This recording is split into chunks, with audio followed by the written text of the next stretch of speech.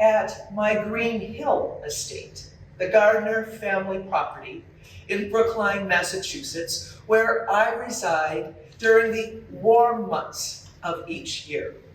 You see, toward the end of April, I wrap Fenway Court in rollers, so to speak, and put it to sleep for the summer. Well, it is because, in truth, my fourth floor residence of my house museum is a veritable hothouse in the summer.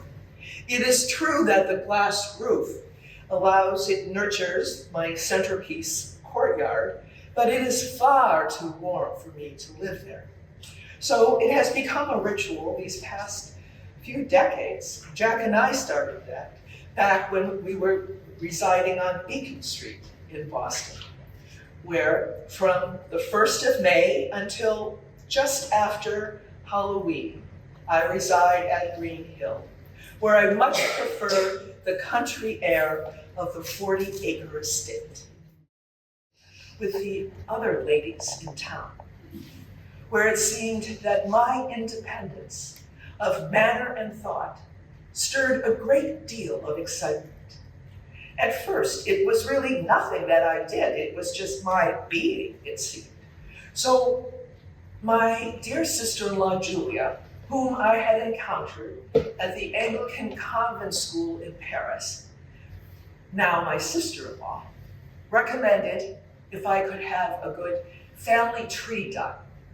She thought that the ladies were not familiar with my lineage, so she recommended a good genealogist who, well, we just had one session.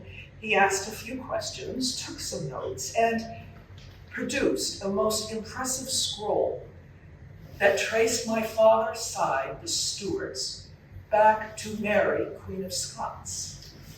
Now, I heard that the ladies were impressed.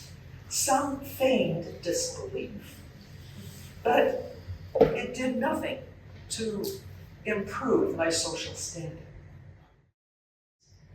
That I accepted a personal invitation from Charles Eliot Norton, the Professor Emeritus of Art History at Harvard College.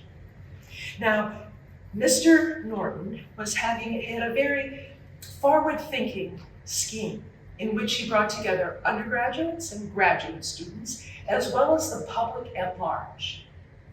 The public was urged to pay 50 cents a lecture, which I happily contributed. And it was there that he began discussing history, art, and culture, and how America did not yet have a true culture of our own, that we were still looking abroad to Europe for our inspiration. And made way from there to Venice, where we were the guests of Jack's cousins, the Curtises. Jack and I felt such a deep connection with the Palazzo Barbaro on Venice's Grand Canal. I have a photograph of it right there, which is framed. We decided to stay in Venice and every other year for the next quarter century. I had begun to collect also. The rare books, as I said, was my first foray, and then paintings. My first several were very traditional landscapes from the Barbizon school. But slowly I began to acquire various paintings. It was a passion that Jack and I shared. But just before the holidays of '98, my dear husband passed quietly at the club.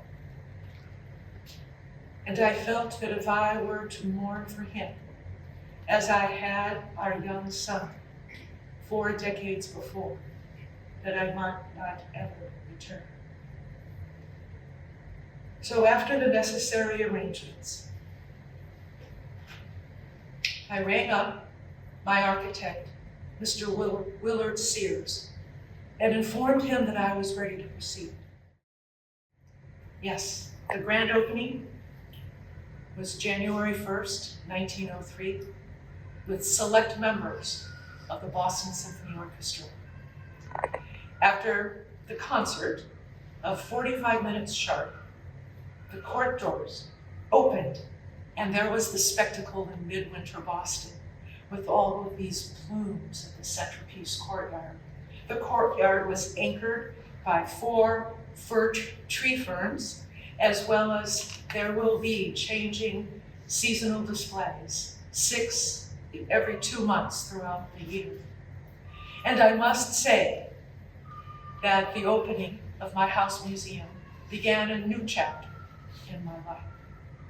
Soon after, I met dear Harry and his circle of friends up in Gloucester, who are so inspired by my house museum that each of them have designed their own house museum.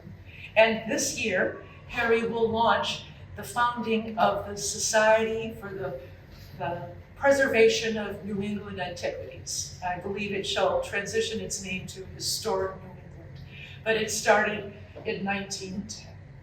So, oh, Harry, there you are. Well, I had begun to wonder, yes, you were just wandering the courtyard and the green roof, which we are all welcome to tour today.